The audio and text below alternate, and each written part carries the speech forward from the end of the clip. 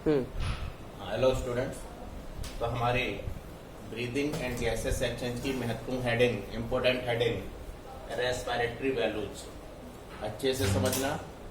Generally इसमें से एक ऑब्जेक्टिव लगातार आ रहा है। तो रेस्पिरेटरी वैल्यूज को हम पल्मोनरी वैल्यूज भी कह सकते हैं, क्योंकि यहाँ पे हम जो भी एक्सचेंज कर रहे हैं गैसेस का, या रेस्पिरेटरी वैल्यूज को पल्मोनरी वैल्यूज क्यों कह सकते हैं? क्योंकि रेस्पिरेशन इंस्पायरेशन और एक्सपायरेशन से मिलकर बना है। इंस्पायरेशन में जब हम O2 को इनटेक करते हैं और एक्सपायरेशन जब हम CO2 को रिलीज करते हैं। तो पल्मोनरी रेस्पिरेशन इसलिए कहेंगे कि जो भी हम इंस्पायरेशन कर रहे हैं, एक्सपायरेशन कर रहे हैं, वो बिटवीन एटमॉस्फेयर एंड लंग्स कर रहे हैं।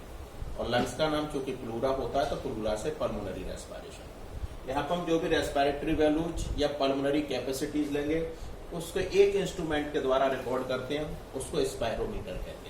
क्या कहते हैं? स्पायरोमीटर। और रेस्पिरेटरी जो वैल्यूज हैं, उसके ग्राफिकल रिकॉर्ड को स्पायरोग्राम कहते हैं।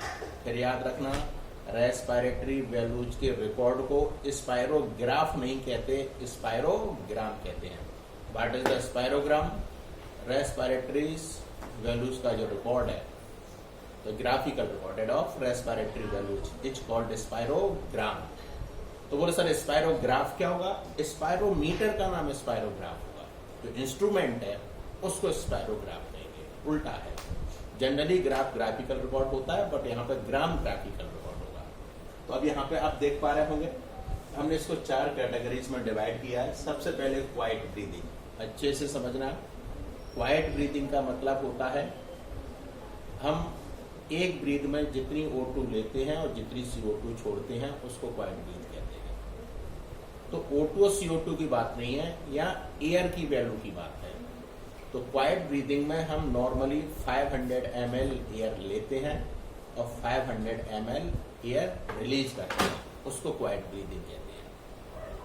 डेफिनेशन आपके नोट्स में लिखी हुई है, हम पिक्चर भी सेंड करेंगे, वहां से देख लेंगे।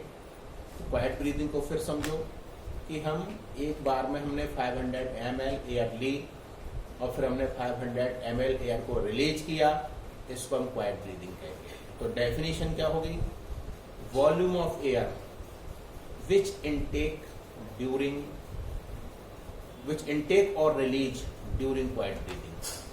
तो volume of air which intake और रिलीज ड्यूरिंग क्वाइट ब्रीदिंग। तो एक बार में जितनी एयर ली या जितनी एयर छोड़ी, उसको हम क्वाइट ब्रीदिंग कहते हैं। ये रहा। अब जो डेफिनेशन हमने आपको बताई, वो टाइडल वॉल्यूम की बताई। तो what is the tidal volume? तो volume of air which intake और release during quiet breathing is called tidal volume. Clear है ना? अब इंस्पायरेटरी रिजर्व वॉल्यूम पाएंगे। Inspiratory reserve volume. जब इंस्पायरेटरी रिजर्व वॉल्यूम पर आएंगे, तो आप समझो इसकी जो डेफिनेशन होगी कि हम फोर्स लगाकर कितनी एयर लेते हैं। तो आप अच्छे से समझना, फोर्स तभी लगेगा जब हम नॉर्मली 500 ml एयर ले चुके होंगे, उसके बाद फोर्स लगेगा। तो 500 लेने के बाद जो हम फोर्स लगाकर लेंगे, उसको इंस्पायरेटरी रिजर्व वॉल्यूम बोलेंगे, IRV, जिसकी वैल्यू 3000 ml है, 3000 ml है। क्लियर हो गया? तो क्या बनेगी डेफिनेशन IRV की, इंस्पायरेटरी रिजर्व वॉल्यूम की? इसकी जो बनेगी वॉल्यूम, वो समझो, volume of air which intake during forced inspiration after quite inspiration. थोड़ा सा इसको इंस्पायरेटरी रिजर्व वॉल्यूम में लिखे, फोर्स्ड इंस्पायरेशन लिखें तो ज्यादा सही रहेगा। फोर्स्ड इंस्पायरेशन, ऐसे इसको फोर्स्ड एक्सपायरेशन लिखें। Forced expiration. क्लियर? अब से समझो। तो नॉर्मली हमने 500 ml लेती क्वाइट ब्रीदिंग में, उस बाद फोर्स लगाकर हम 3000 और लेंगे, उसी को हम इंस्पायरेटरी रिजर्व वॉल्यूम बोलेंगे। What is the inspiratory reserve volume? Volume of air which intake during forced inspiration after quite inspiration. तो नॉर्मली एयर लेने के बाद हम जो फोर्सफुली लेंगे उसको हम IRV इंस्पायरेटरी रिजर्व वॉल्यूम बोलेंगे, जिसकी वैल्यू 3000 ml होगी और सारी की सारी वैल्यूज को इन ml रिकॉर्ड करेंगे। इसमें रिकॉर्ड करेंगे इन ml। क्लियर? अब IC क्या होगी? IC होगी TB plus IRB। TB plus IRB को मिला देंगे तो हमारी IC बन जाएगी इंस्पायरेटरी कैपेसिटी। फुल फॉर्म आपके नोट्स में लिखी हुई है। क्लियर? तो IC का मतलब क्या होगा? Volume of air which intake during forced inspiration. Volume of air which intake during forced inspiration is called inspiratory capacity. तो इसकी डेफिनेशन में से हमने आफ्टर क्वाइट इंस्पायरेशन हटा दिया, इसकी डेफिनेशन बन गई। इसकी डेफिनेशन क्या थी IRB की? Volume of air which intake during forced inspiration after quite inspiration, तो IRB हो गया। इसमें आफ्टर क्वाइट इंस्पायरेशन हटा देना है तो हमारा IC हो जाएगा volume of air which intake during forced inspiration is called inspiratory capacity. Inspiratory capacity होगी बेटा IC equal to TB plus IRB। Clear?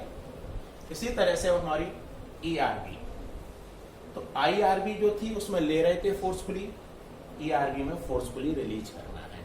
Same definition रहेगी बट रिलीज करना है। ERB की डेफिनेशन क्या होगी? एक्सपायरेटरी रिजर्व वॉल्यूम बोलते हैं इसको।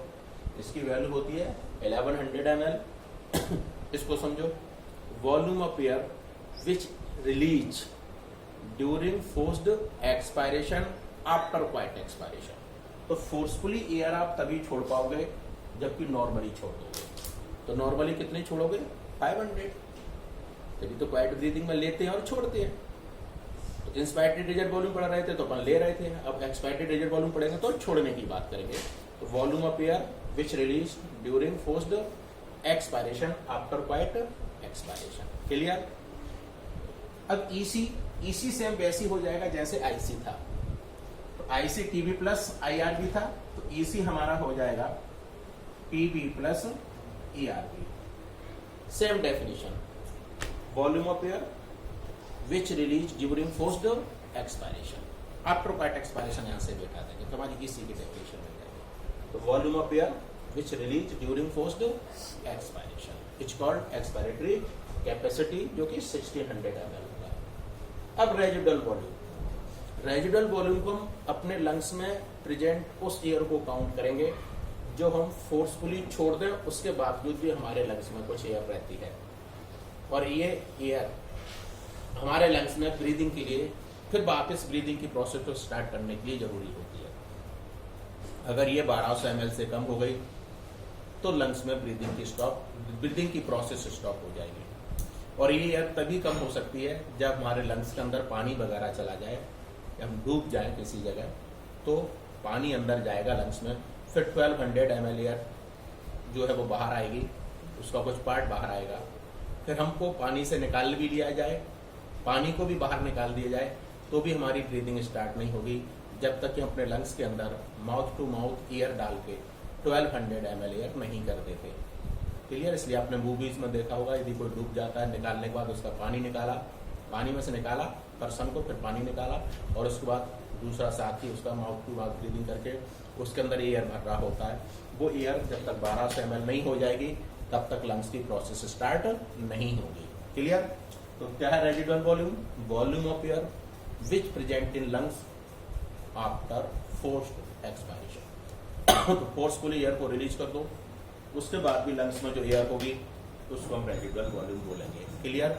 विच नेसेसरी फॉर लाइफ, ये लाइफ के लिए इसलिए जरूरी है क्योंकि इससे कम हुई तो फिर लंग्स के अंदर कॉन्ट्रैक्शन रिलैक्सेशन की पावर स्टॉप हो जाएगी, ब्रीदिंग नहीं होगी। क्लियर? अब आगे हमको जो चलना है, आप देख पा रहे होंगे FRV दिया हुआ है, फंक्शनल रेजिडुअल वॉल्यूम।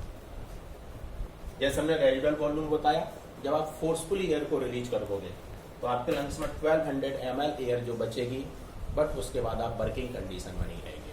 आप प्रैक्टिकल कर सकते हैं, फोर्सफुली एयर को रिलीज कर दो, पूरी एयर को बाहर निकाल दो, फिर आप ना तो बोलने की कैपेसिटी में होंगे ना किसी हैवी चीज को उठाने की कंडीशन में होंगे। तो फंक्शनल रेजिडुअल वॉल्यूम वो होगी जब आप क्वाइट एक्सपायरेशन कर दें और उसके बावजूद ही लंग्स में जो एयर बचेगी जिससे हम काम कर पाएंगे। आप इसको ऐसे समझ सकते हैं, जब हम एयर को रिलीज कर देते हैं, अभी जैसे ब्रीदिंग कर रहे हैं तो आपने एयर को रिलीज कर दिया और उसके बावजूद भी हम बोल पा रहे हैं, दौड़ पा रहे हैं, हैवी वेट भी उठा पा रहे हैं, वो FRB है। FRB means volume of air which present in lungs after quite expiration which necessary for function. तो क्वाइट एक्सपायरेशन के बाद 500 ml एयर छोड़ने के बाद लंग्स में जो एयर होगी वो फंक्शनल रेजिडुअल वॉल्यूम कहलाएगी, जो कि काम करने के लिए आवश्यक होगी। फिर एक आप देख पा रहे हैं vital capacity, VC vital capacity, ये 4600 ml लिखी हुई है, 4600 ml। ये वो है बेटा, इसको भी प्रैक्टिकल कर सकते हो। पहले फोर्सफुली लंग्स के अंदर जितनी एयर है ले लीजिए और फिर पूरा फोर्सफुली निकाल लीजिए, वो वाइटल कैपेसिटी कहलाएगी। उल्टा भी कर सकते हो, पहले फोर्सफुली छोड़ दीजिए और फिर फोर्सफुली ले लीजिए, वो वाइटल कैपेसिटी।